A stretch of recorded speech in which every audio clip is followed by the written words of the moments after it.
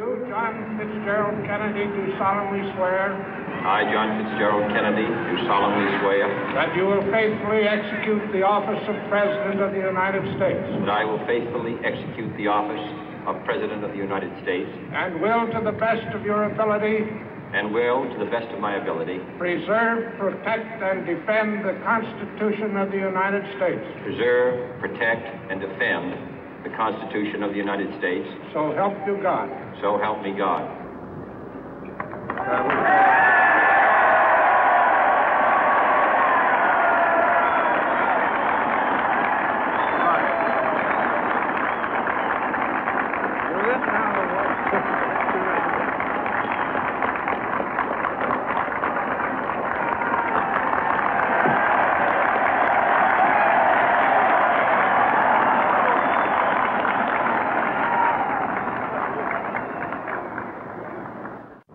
Vice President Johnson, Mr. Speaker, Mr. Chief Justice, President Eisenhower, Vice President Nixon, President Truman, Reverend clergy, fellow citizens.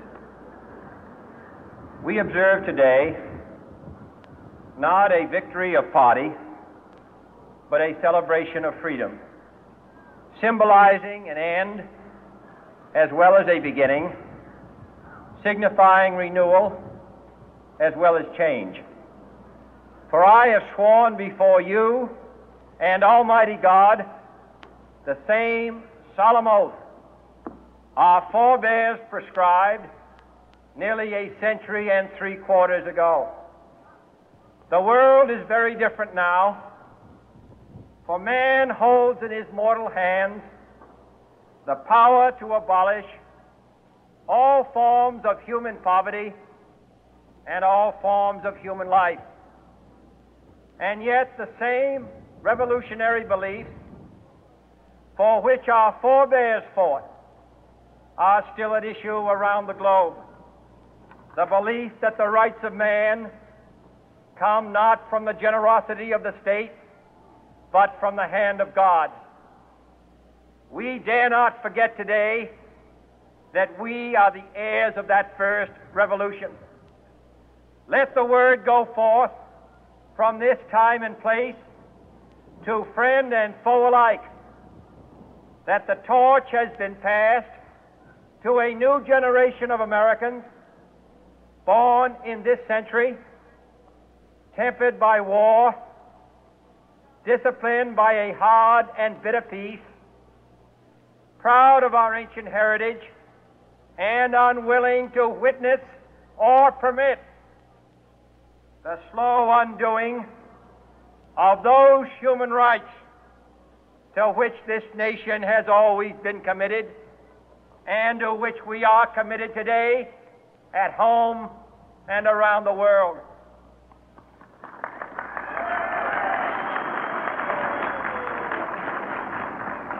Let every nation know, whether it wishes us well or ill, that we shall pay any price, bear any burden, meet any hardship, support any friend, oppose any foe, to assure the survival and the success of liberty.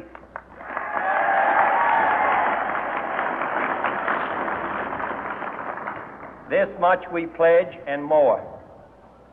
To those old allies whose cultural and spiritual origins we share, we pledge the loyalty of faithful friends.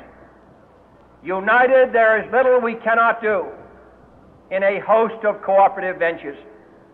Divided, there is little we can do, for we dare not meet a powerful challenge at odds and split asunder.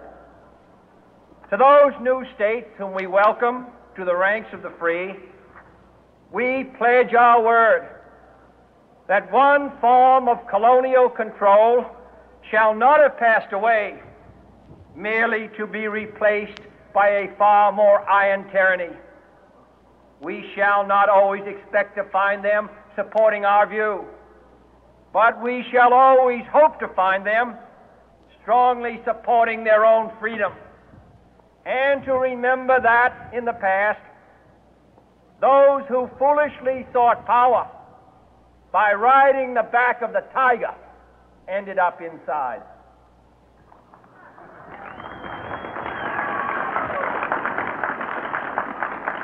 To those people in the huts and villages of half the globe struggling to break the bonds of mass misery, we pledge our best efforts to help them help themselves for whatever period is required, not because the communists may be doing it, not because we seek their votes, but because it is right.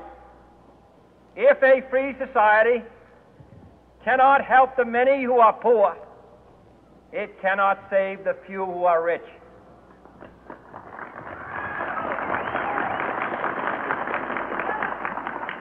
To our sister republics south of our border, we offer a special pledge to convert our good words into good deeds, in a new alliance for progress, to assist free men and free governments in casting off the chains of poverty. But this peaceful revolution of hope cannot become the prey of hostile powers. Let all our neighbors know that we shall join with them to oppose aggression or subversion anywhere in the Americas. And let every other power know that this hemisphere intends to remain the master of its own house.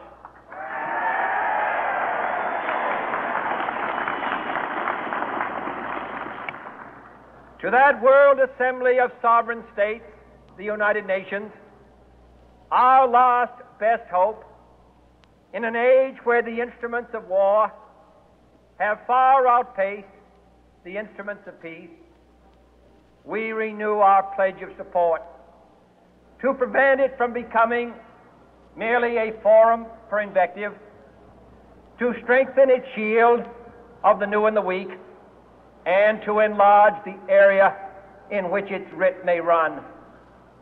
Finally, to those nations who would make themselves our adversary, we offer not a pledge, but a request that both sides begin anew the quest for peace. Before the dark powers of destruction, unleashed by science, engulf all humanity in planned or accidental self-destruction, we dare not tempt them with weakness, for only when our arms are sufficient beyond doubt can we be certain beyond doubt that they will never be employed.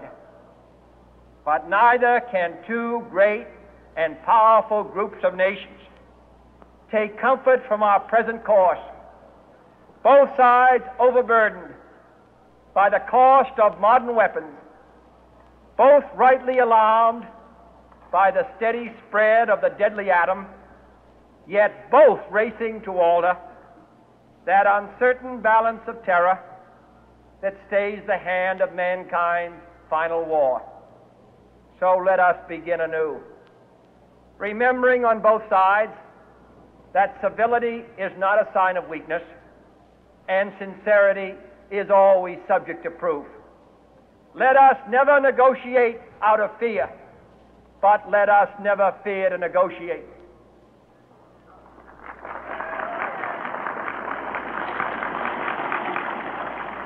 Let both sides explore what problems unite us, instead of belaboring those problems which divide us.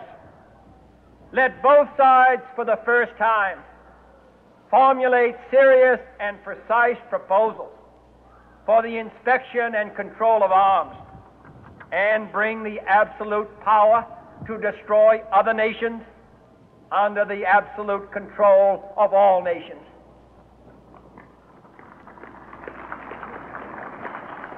Let both sides seek to invoke the wonders of science instead of its terrors.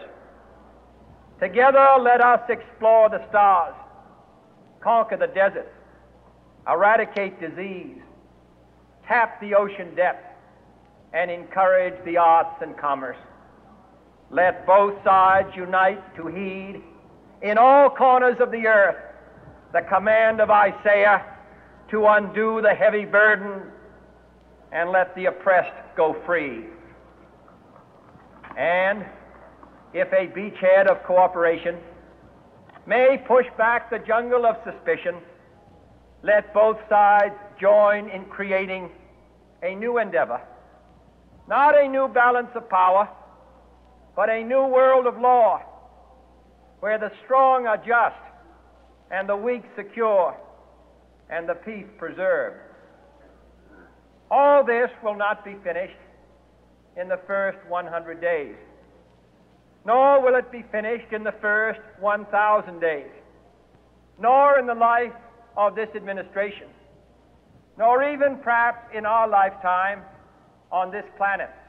But let us begin.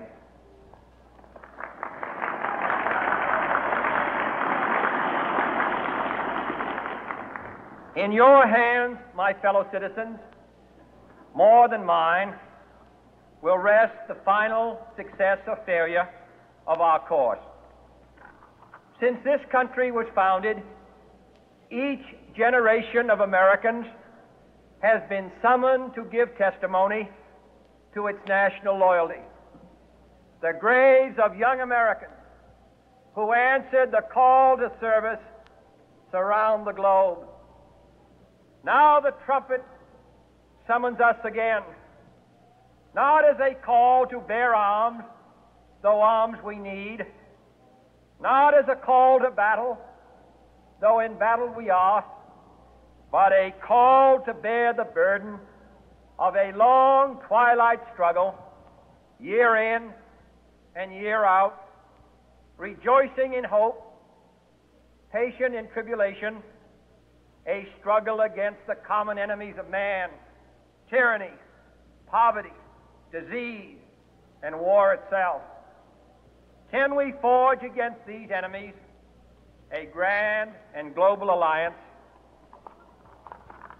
north and south, east and west, that can assure a more fruitful life for all mankind? Will you join in that historic effort?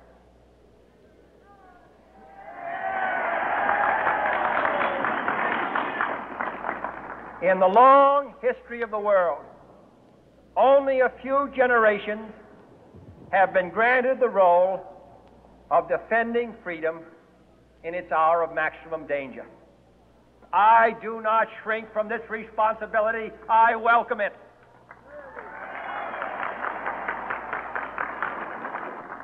I do not believe that any of us would exchange places with any other people or any other generation. The energy, the faith, the devotion which we bring to this endeavor will light our country and all who serve it. And the glow from that fire can truly light the world. And so, my fellow Americans, ask not what your country can do for you, ask what you can do for your country.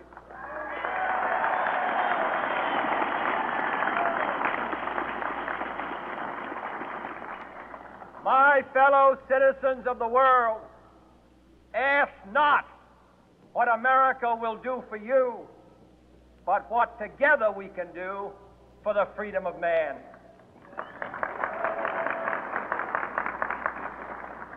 Finally, whether you are citizens of America or citizens of the world, ask of us here the same high standards of strength and sacrifice which we ask